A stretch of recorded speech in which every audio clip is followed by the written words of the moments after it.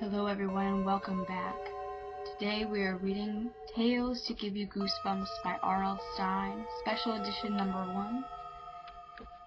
Today we're reading Teacher's Pet, the second story in the book. Do you like snakes? If you're in Mr. Blankenship's class, you have to like snakes, or you're in major trouble. Let me start at the beginning. On the first day of school last September, Benji, my best friend, were shouting to me from the front porch, "Becca, move it! We'll be late!" I grabbed my black denim jacket and tucked my ponytail under my New York Yankees baseball cap. I hurried, even though I knew Benji would never leave without me. Benji and I had been walking to school together every day since kindergarten. Some people think it's weird that a guy and a girl are best friends, but Benji and I don't care. We've always liked to do the same sort of stuff, like play basketball and baseball and cook. Benji would kill me if he knew I told anyone about that. Benji and I were starting 6th grade. At our school, 6th graders get to do great stuff, like go on a camp out for a whole week. And we were supposed to have Miss Wenger this year, the coolest teacher in the whole school. Miss Wenger is the kind of teacher who takes the whole class inline skating so that when someone falls down, she can talk to us about gravity. Benji and I figured this would be just about the best school year ever. So you can imagine our surprise when we walked into our classroom and saw the teacher writing his name on the board.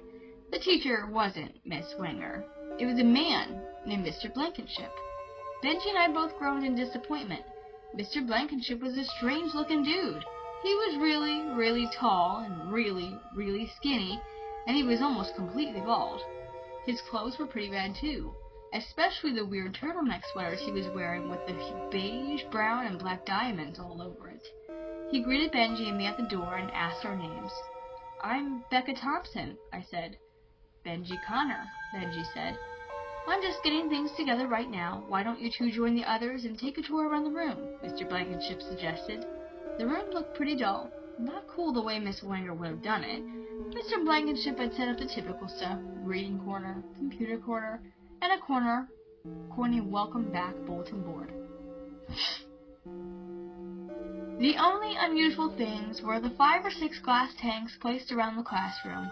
I walked over to one of the tanks and pressed my nose up against the glass. Not much to see. Some rocks, a pile of dead grass, a stick, and I uttered a shriek. Then I just stood there, pointing at the long, skinny, hissing creature. I hate snakes. I can't help it. I just hate them. I hate those tiny black eyes that sort of stare right through you. That's what scares me the most. Those eyes. I wanted to turn away from the snake's angry glare, but I couldn't. I seemed to be paralyzed, frozen stiff, and my heart was pounding so hard I thought it was going to pop out of my chest. It was Benji who broke the snake's spell over me. He came over and shoved me out of the way to get a better view. "Oh, a snake," he said calmly. But I knew that Benji is just as afraid of snakes as I am. "I see you've met one of my little pals," Mr. Blankenship said to us, smiling. "We're going to be studying snakes this year. Fascinating creatures. Fascinating." Leaning over the cage, Mr. Blankenship turned to me. "Did you know that snakes can live for a month without food? Of course, they'd much rather swallow a tasty little mouse instead. Watch." He reached into a small cage hidden behind a bookshelf and grabbed a white mouse by its tail. The mouse tried to wriggle free, but Mr. Blankenship held tight to its slender pink tail. He dangled the thrashing, wiggling mouth over the snake's fangs for a few seconds, and then he dropped it right next to the snake. I didn't want to watch, but I couldn't help myself. The snake snapped open its jaws and swallowed the little mouse whole. I let out a groan as I watched the pink tail slide past the snake's teeth, like a spaghetti noodle. I felt really sick to my stomach, but there was no way I was giving Mr. Blankenship the satisfaction of knowing he had totally grossed me out. "Oh, who's next?" Mr. Blankenship asked, rubbing his long, slender hands together. "Who's hungry?" That's when I realized that all of the glass cages in the room were filled with Mr. Blankenship's slimy, slithering, hissing little pals. Benji and I tried to like Mr. Blankenship's class, but it wasn't easy. For one thing, he kept adding more and more snakes. Soon one entire wall was filled with glass tanks. The snakes slithered silently, their black eyes following Mr. Blankenship. "There are more snakes than kids in here," I whispered to Benji one day. It seemed as if Mr. Blankenship could talk about nothing else. In science, we studied about the hatching of snake eggs. For history, we read stories about ancient beliefs in serpents. For geometry, we made chalk drawings of snakeskin patterns. One enormous glass cage behind Mr. Blankenship's desk stood empty. Benji and I wondered what he planned to put in there. "A giant python," Benji guessed. I shuddered. I didn't really want to think about it. Every time I peered into a glass cage and saw a snake staring back at me, I panicked. I knew the snakes hated being cooped up in those tanks. Something in their eyes told me that if they ever got out, they would go for the first human they saw. I hoped it wasn't me. One night I was lying in bed, trying to get to sleep. Pale moonlight washed over my room from the open window. I saw a shadow move against the wall. Uttering a frightening gasp, I clicked on my bedlight lamp and saw a snake slithering out of my backpack onto the floor. How had it escaped from its tank? How had it crept in my backpack? Frozen in terror, I watched as it slithered up over my shag rug, making its way to my bed. I screamed and forced myself to sit up. I tried to scramble away, but I felt something warm and dry curl around my arm. I was making this weird gasping sound. I felt something like a rope tightening around my ankle. Another snake slithered over my pillow. 2 more snakes crawled into my pajama legs. "Help!" My frantic plea escaped my lips in the hushed whisper. The snakes tightened themselves around me, curling around my waist, my arms, my legs. One of them slithered through my hair. I started to shudder and shake. I shook so hard I woke myself up. What a horrible nightmare! Mr. Blankenship and his room full of snakes were ruining my life. But what could I do? The next day I tried to switch my seat to one far away from the snake tanks. The tanks were everywhere, on the shelves, on the tables, stacks along the window ledges. Every day there seemed to be more of them.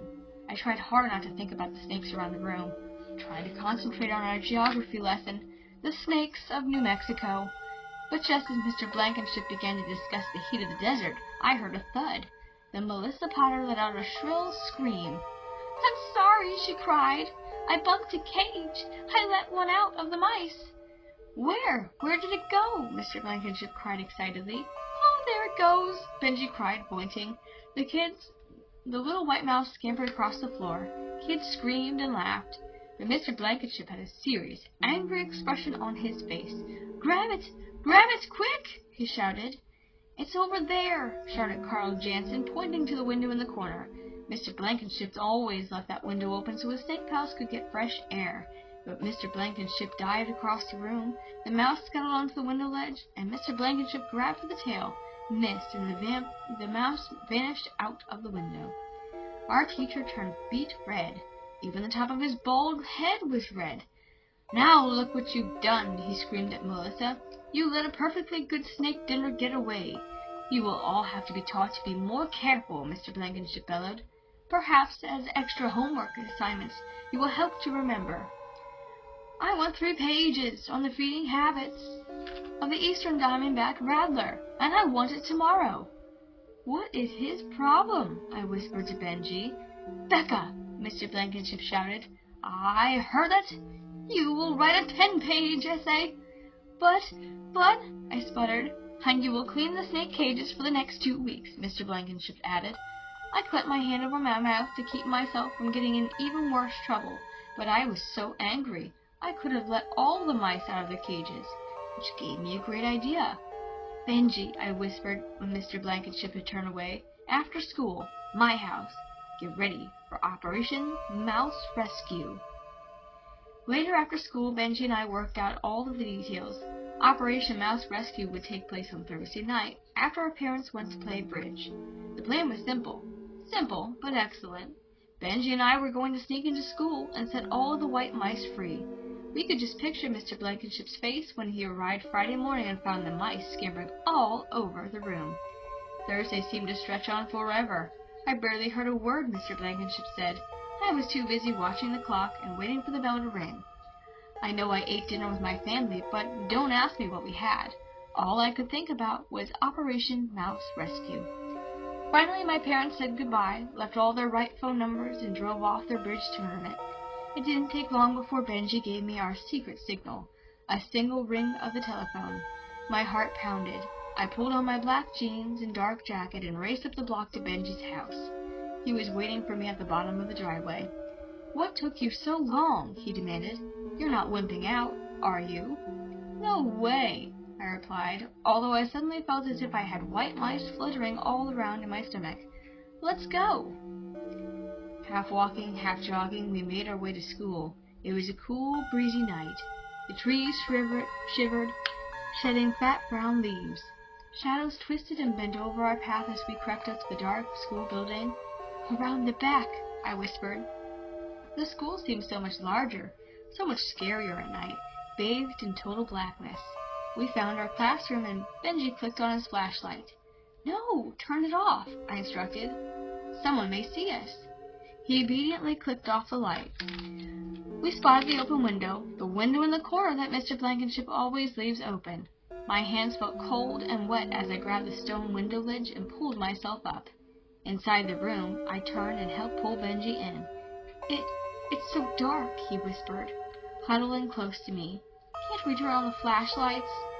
"Okay," I whispered back, "but keep the light down on the floor."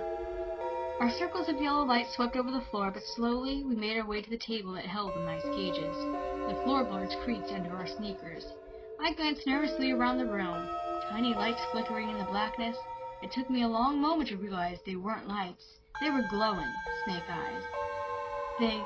They're all watching us," I whispered to Benji. "The snakes, they're—" So many glowing eyes, so many snakes, all around us, staring.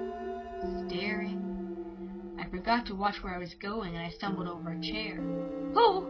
I cried. I tried to catch my balance, but fell against the table. A glass tank toppled to the floor with a shattering crash. I glanced down in time to see two snakes slithering onto the floor. They uncurled in the trembling light of my flashlight and then moved quickly towards my legs. "Benji, help!" I thrashed out my arms and I turned to run and knocked over another snake cage. A long black snake rolled silently on the floor, arching itself up and opened its jaws, and shot its head towards me. "Run!" I shrieked. "Benji, the snakes are out!" "How?" Benji started.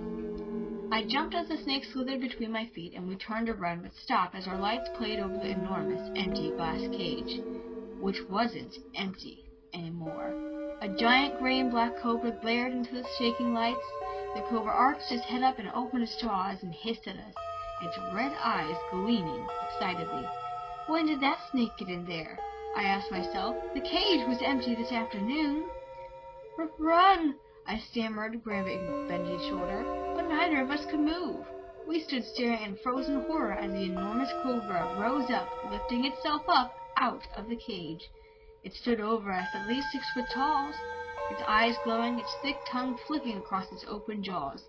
And as it rose up, its skin shifted and stretched. Its head tilted up, its body grew wide, and grew arms and legs. And we recognized him. We saw him. We knew him. We knew we were staring at Mr. Blankenship. The snake was Mr. Blankenship. "No!" Did that terrifying howl escape my throat? Or was Benji howling like some unearthly creature? I only knew that we turned and ran, dived out through the open window and into the dark night, and kept running till we were safe at home. Safe from snakes, safe from the biggest snake, Mr. Blankenship. But safe for how long? Safe till we had to return to school the next morning? Trembling with fright, Benji and I hesitated at the classroom door on Friday morning. What would Mr. Blankenship do to us now that he knew his horrible secret? What would he say? He smiled at Benji and I as we entered and didn't say a word. The day went by like any other day, and he didn't say a word about what happened the night before, until the final bell rang that afternoon. He dismissed the rest of the class and turned to Benji and me. "I want you to stay," he said sternly. He moved quickly to block the doorway. We were alone with him now. He closed the door and moved toward us, rubbing his slender hands together, his dark eyes glowing excitedly. "No, Mr. Blankenship isn't such a bad guy. He made us a deal. He said he wouldn't tell anyone when we broke into the school, and he promised not to harm us as long as we didn't tell anyone his secret. Of course, Benji and I quickly agreed. There's just one part of the deal that I hate. We have to bring in white mice and feed him every afternoon. I really hate the way the mice wriggle and squirm as I hold them up by their pink tails.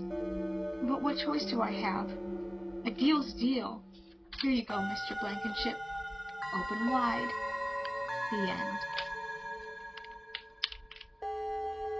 Just a moment to say thank you to everyone who has stayed to watch this video till the end. If you would please subscribe and like this video, it would really help me out with growing this channel and reaching more kids with bedtime stories. If you'd like to support me in other ways, I do have a Patreon and an Etsy store. The links are in the description below. I really appreciate it and can't wait to read for you again tomorrow night.